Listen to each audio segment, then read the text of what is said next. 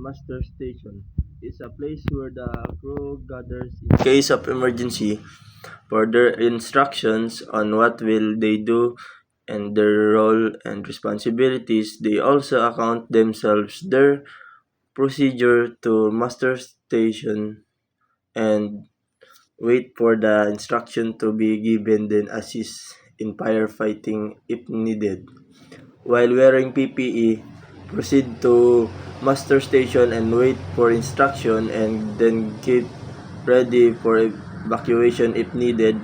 Put a life jacket before going to master station, then wait for boarding lifeboat or life raft. Notify the bridge and immediately then keep a lookout and rescue if needed, and instructed evacuation area immediately. Don't enter the area if there's a cause to left.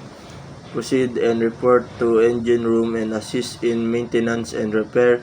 Close the doors and hatches, then assist in fixing the damage. Clean up spills and follow the instructions. Close the doors and hatches and shut down machinery, then assist in fixing the damage.